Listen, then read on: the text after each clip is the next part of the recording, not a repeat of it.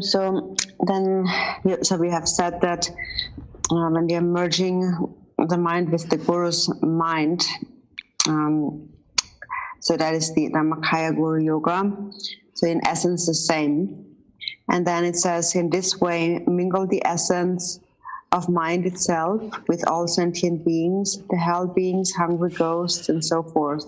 The realization of the inseparable oneness of all beings is the view of the inseparability of samsara and nirvana. So even though the sentient beings in the 6 realms of samsara appear in various ways, they all never separate from Buddha nature. And when one realizes the nature of mind, this nature of mind is just like electrical energy that pervades space. Also, science has found that everything is powered by electrical energy. And the basis of mind itself is just like that. So when one realizes this mind, one realizes the inseparable nature of samsara and nirvana, which is the view. So this is on the ultimate level. Ultimately, all sentient beings are actually Buddhas.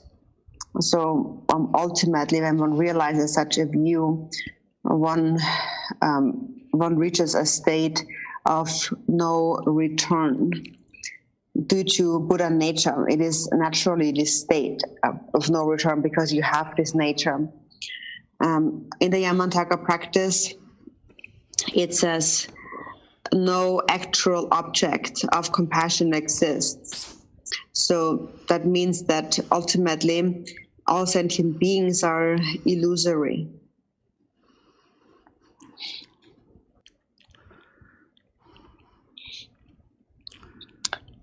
Then it says, however, moments of forgetfulness may still occur often.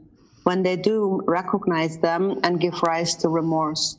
Such forgetfulness occurs due to the fault of not having merged meditative equipoise with post-attainment. So moments of forgetfulness may still occur often. So forgetfulness still arises.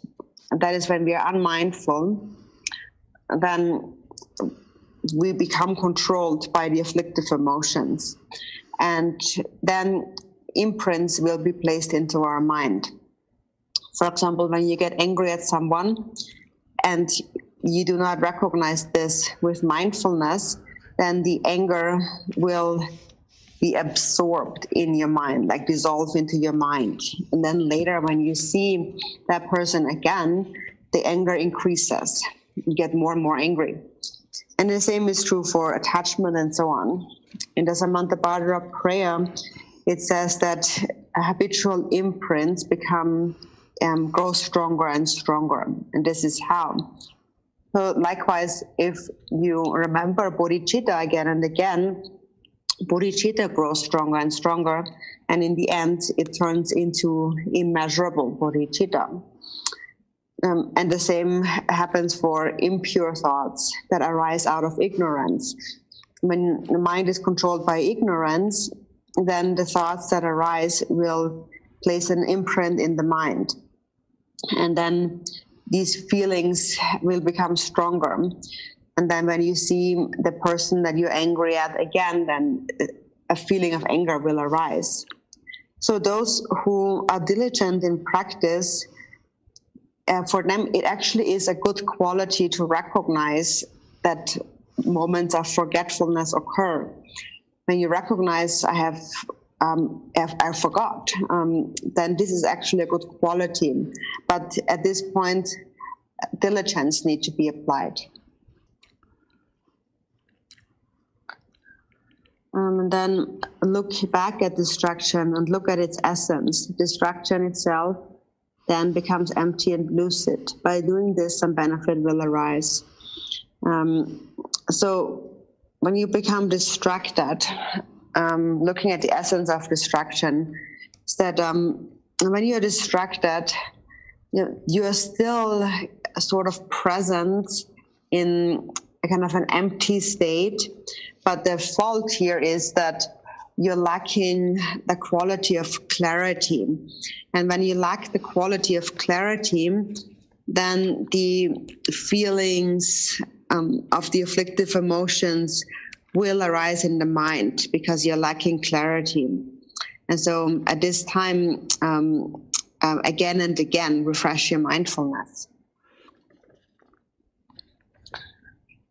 And then contemplate the essence of distraction. Look with sharpness at its essence and inquire into its distinctive quality. So here, inquiring into its distinctive quality is to look at the uncontrived, the unaltered state of the mind, the essence of this of the distracted mind. Gold placed in front of an adult is the same as gold placed in front of a thought-free child. The difference is that one of them recognizes it as material wealth, while the other does not. There is no difference in the gold itself. So when you look at the unaltered, unfabricated natural state of the mind, you see that even when there is distraction, the mind is there. And it is just that mindfulness has diminished of it, but it's still nothing else is there. And when you do not become controlled by thoughts, then you recognize that it has never been any different. The mind, the natural state of the mind always remains unchanging, always is the same.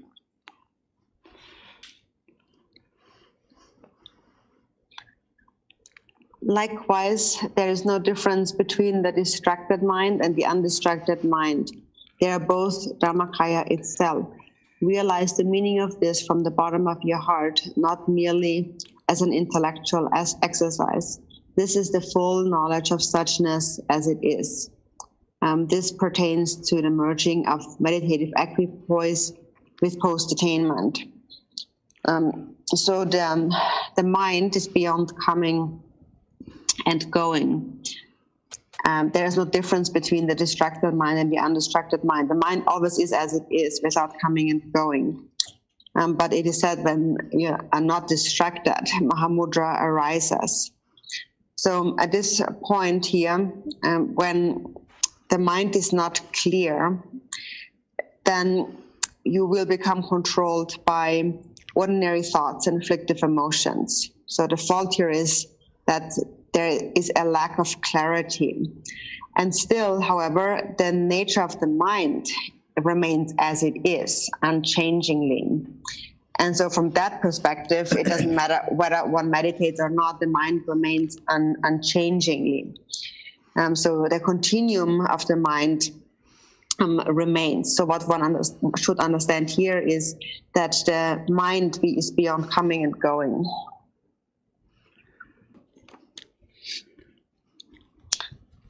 And the meaning was explained by Gampopa, the physician of Taku, when he said, there is no need to hope for a continuous state of non-distraction, nor is there a need to depend upon mindfulness. There is no difference between distraction and non-distraction. Even if you are a little distracted, it is not a big deal. So here we come to a slight difference between Mahamudra and Dzogchen. And here Mahamudra is a little, the approach of Mahamudra is a little more relaxed, because here it says that even if you are a little bit distracted, it is okay. For as long as you recognize, I have been distracted and regret. But then this actually also is just a thought in the mind. It is similar to hope and fear. So don't develop these kind of thoughts.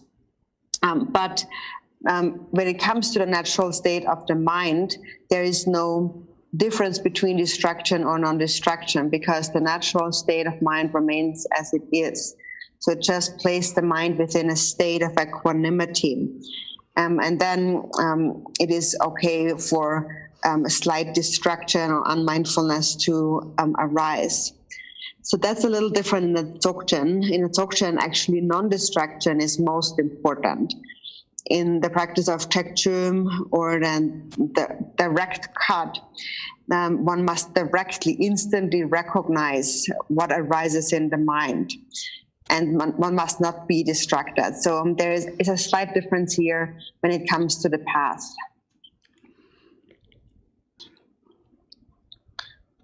Nevertheless, it is taught that to refresh one's mindfulness again and again is a profound point.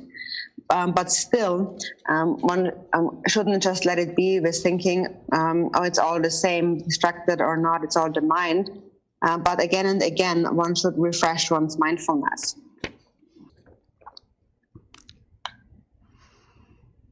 When you no longer need to depend upon watchfulness, the essence of mind, which is always changeless, becomes a state of practice. This is what is meant by non-meditation. So then when that is sustained continuously, it becomes effortless. So one arrives at the state of meditation naturally. There is a natural state of conscientiousness or mindfulness. In the Vinaya or Pratimoksha teachings, this is actually the most important quality, this mindfulness. It is said that what is emptiness, what is understanding of emptiness is actually mindfulness. Mindfulness and heedfulness have the same essence.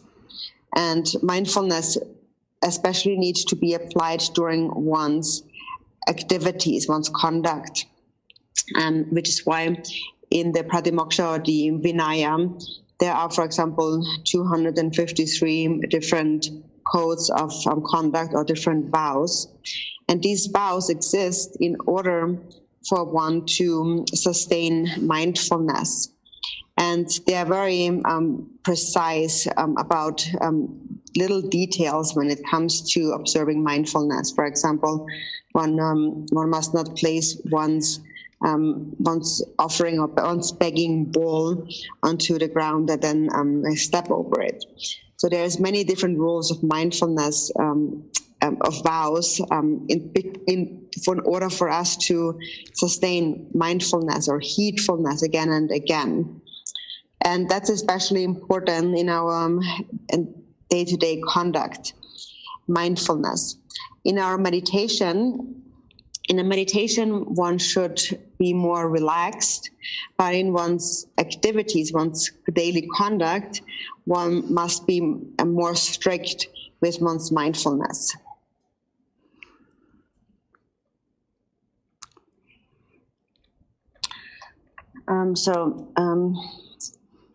It says the difference between meditation and non-meditation is that the former requires watchfulness while the latter does not. And so he says he himself has no experience in that. So non-meditation means that one does not require any effort. From the perspective of the mind itself, it makes no difference. Meditation and non-meditation are the same. But the difference made here is one between having clarity or not having clarity. If one lacks the quality of clarity, one falls into an indifferent state, and the indifferent state is a state of ignorance. And when one is in such a state, one will become controlled by various conditions, various thoughts. When you're mindful, you will not become controlled by various thoughts.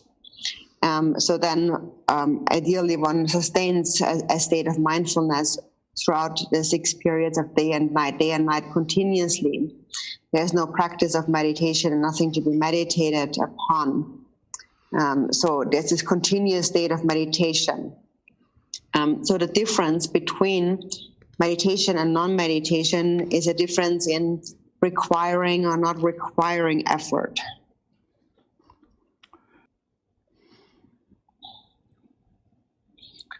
So when day and night continuously, there is no practice of meditation and nothing to be meditated upon, but watchfulness is still required. This is having meditation. But when one continuously abides within a state of practice that requires no watchfulness whatsoever, this is called non-meditation. So when one achieves a state of non-meditation, no more effort is required, even though it makes no difference from the perspective of the mind. But so the difference here is that is made here is that the state of non-meditation is a state where day and night continuously one remains within a state of non-distraction. And so in the beginning, for beginning practitioner, what is given the name called non-meditation, that doesn't require any effort, is referred to the waking state, the daytime waking state. And if one remains undistracted during the waking state without effort, then this is what is often given the name non-meditation. But non-meditation also has different levels, the greater, the middling, and the lesser. There are different levels of the stages and the paths. And the different levels of the stages and the paths are, the difference is made due to the quality of one's mindfulness, the strength of one's mindfulness as it develops and how long it is sustained. But basically the name non-meditation is given to the state where no effort is required, when in one's like meditation, one's mind remains undistracted effortlessly. And then before, there is nothing to be there's no meditation and nothing to be meditated upon. There's no duality. So now when we meditate, the mind abides, you might feel that now I'm meditating, now I am having meditation, there is meditation. And so what is to be meditated upon here is the nature of the mind. And the meditator is the clear awareness that is meditating. And then when this clear awareness declines, then we might call that now there is no meditation. So the mind is clear and empty. It is always empty naturally. But what we call meditation or non-meditation, having and not having meditation, basically has to do with whether we have clarity or not. But the mind is already always empty. So when the clarity is then sustained, what one will realize in the end is that there is no duality between the meditation and the meditator.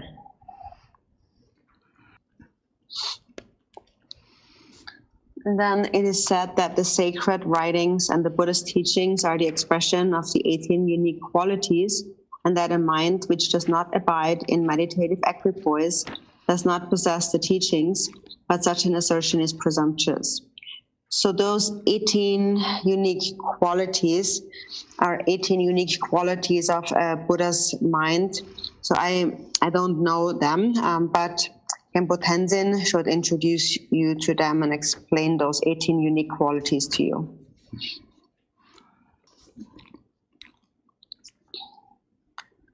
Though your practice of meditative equipoise may be excellent, if you lack bodhicitta or compassion, you will stray onto the path of the shravakas of the lower vehicles.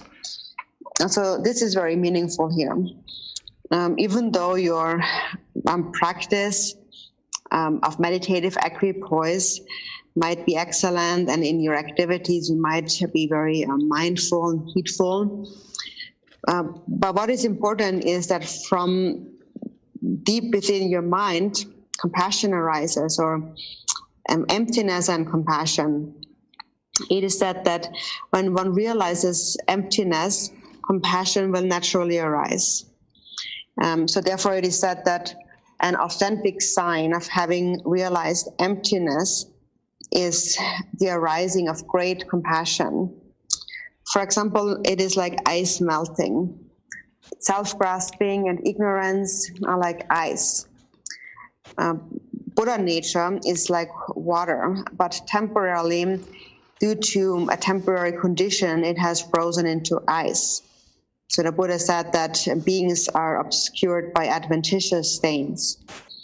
And in order for the ice to melt, we need sun, the sun of compassion. And when the ice then melts, it becomes one with the ocean water. So one then connects to all sentient beings. So the four immeasurables must arise as a sign of having realized emptiness.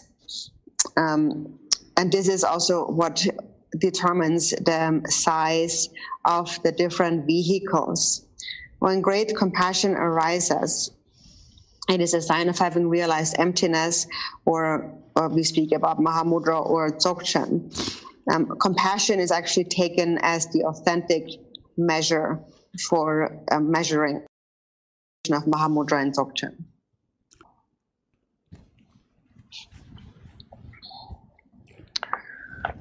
So here, the vehicles here, we speak about the greater vehicle and the lower vehicles, the Shravakas or the hearers and the Bodhisattvas.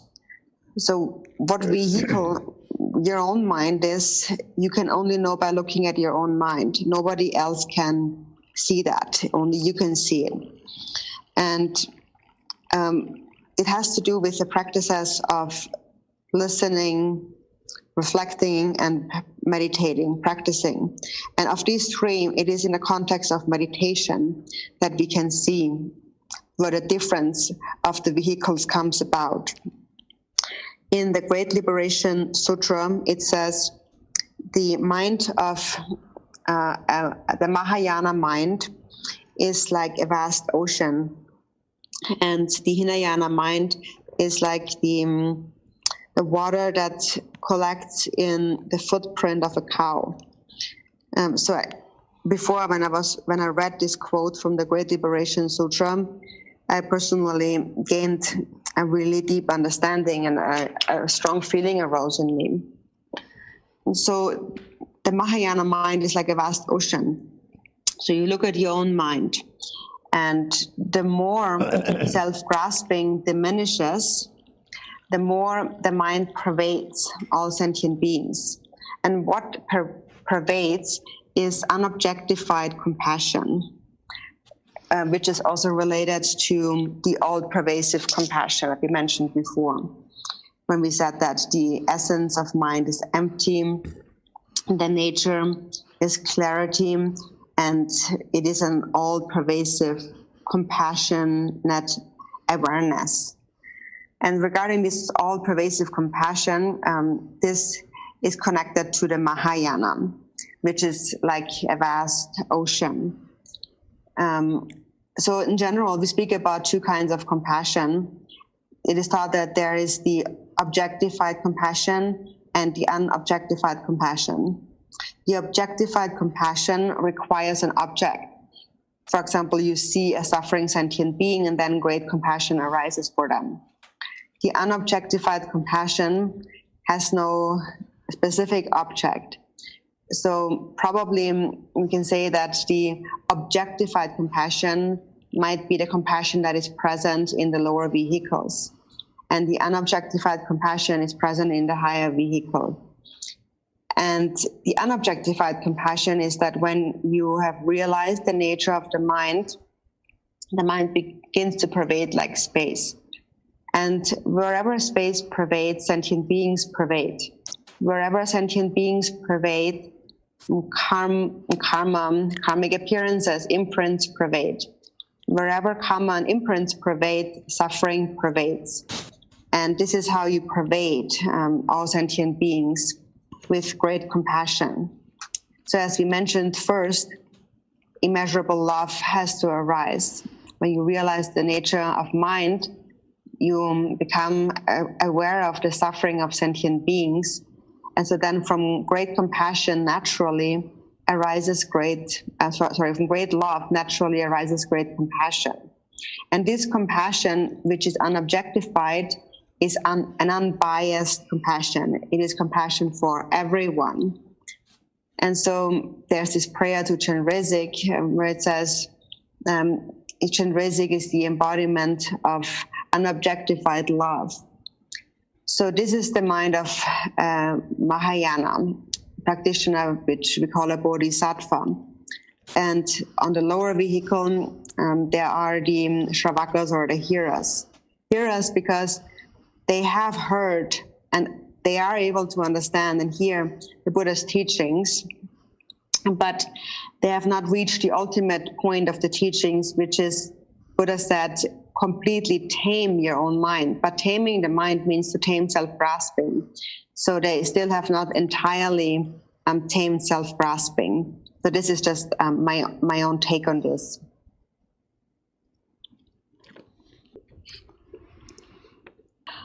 Then it says, so give rise to compassion for unrealized beings. All sentient beings are your own mind, and mind itself is primordial emptiness. To see that not a single sentient being within the 6 realms of samsara possesses any substantial existence is referred to as emptying samsara from its depths. So when you see sentient beings, there are infinite sentient beings in the 6 realms of samsara, experiencing infinite suffering. So all sentient beings, and yet all sentient beings' mind and your own mind are the same.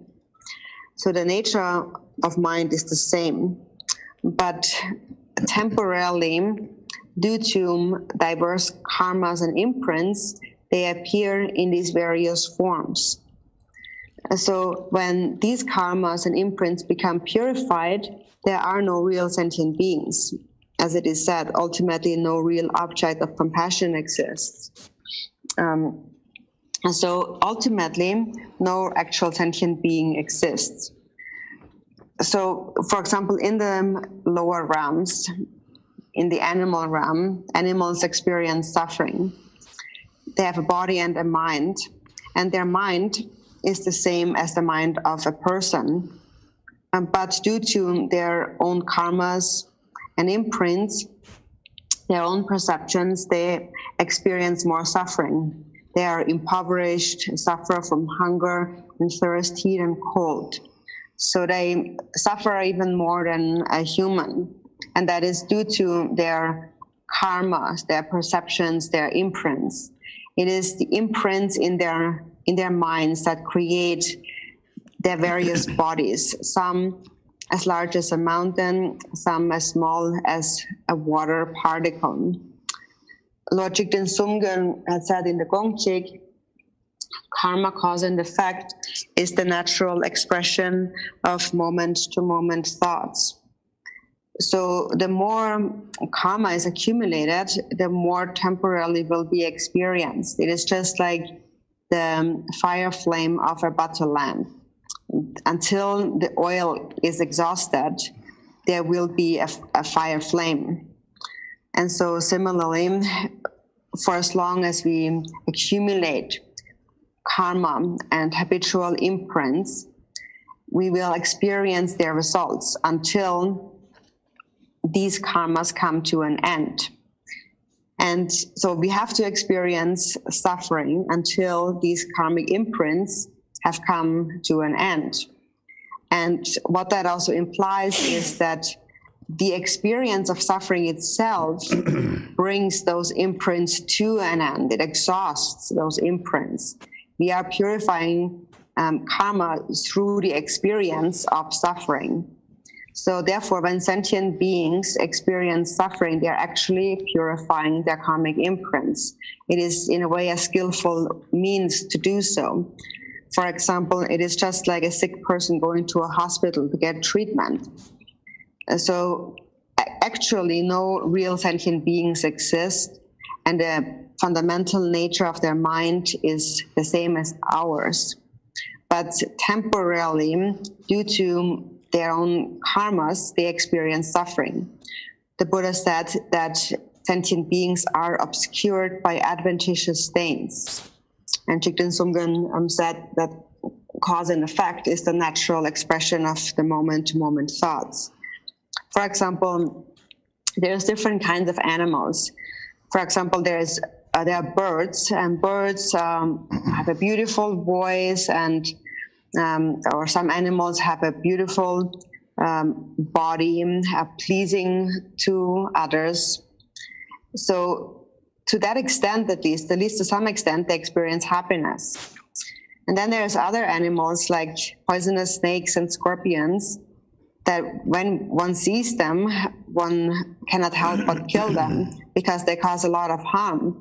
They're harming others and they're harming themselves. So these are those karmic imprints that lead to various appearances. And what do they need to bring them to an end? They need compassion.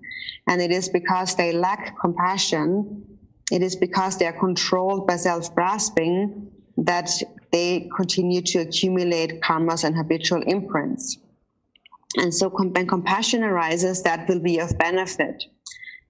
And it will be of benefit because our mental continuum is ultimately one and the same. So you know that based on unobjectified compassion pervades them all, and therefore you can understand how this will be of benefit to them.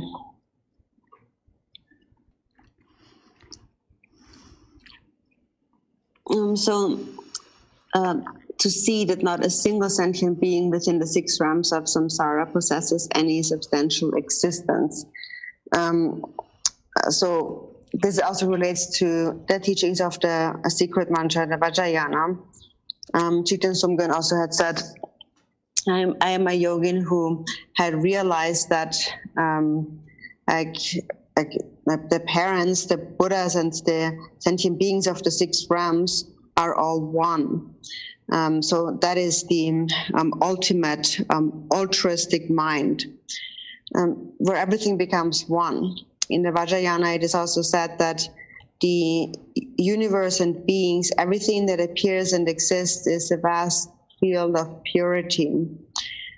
So that having said that, still temporarily we see unrealized sentient beings who suffer. And now when we see that, we might hold that to be true, and we think that now this is really real. There are real sentient beings who suffer. And so then often people have some doubts about this and ask questions that how is it that they are how they all become liberated, how they all are actually do not exist ultimately. So when we see these karmas and imprints of beings, their suffering, then it seems to be endless. And then in the Vajrayana, we say that everything that appears and exists is an infinite field of purity. And so that is why, due to this seeming discrepancy, sometimes doubts arise, and some wonder that the Buddha's aspiration prayers for limitless sentient beings, pray for limitless sentient beings, and then why is it that still sentient beings seem to really exist and experience so much suffering? I also actually had thoughts such as these before. We think that the Buddha's compassionate blessings are great, and the Buddhas after 3 times pray for all sentient beings, and then still there is all these sentient beings who suffer endlessly. So there's different levels of understanding that, like 3 levels of understanding that. But basically, for example, there's one example given on how the perception of sentient beings is different, how we perceive, how our karmic visions, our karmic perceptions are different with regards to one and the same thing. For example, if you have 6 vessels of water, one vessel of water, but the beings of the 6 realms perceive that same water in 6 different ways. So, for example, a god would see this cup of water as nectar, and it would also have the power of nectar for that god. And humans and animals will see the water as something that they can drink, and hungry spirits will see it as blood and pus, and hell beings will see it as molten iron. So this is our karmic perception, but the water itself remains unchanging. It is still the same thing. It hasn't changed. And so in a similar way, we perceive things in a different way. For example, in this world, there appear spiritual teachers, masters, who are actual Buddhas. But then we don't sometimes perceive them that way due to our own wrong views, our misunderstanding, and our partial understandings, and so on. So due to the thoughts arising in our own minds, we don't trust. And so this is how we can understand the illusory nature of all sentient beings, how they are ultimately illusory. It's just how we perceive them from our perspective with our mind. But really, they are illusory. And therefore, we speak about the illusion-like compassion, or the immeasurable illusion-like love and compassion. So, to see that not a single sentient being within the 6 realms of samsara possesses any substantial existence is referred to as emptying samsara from its depths.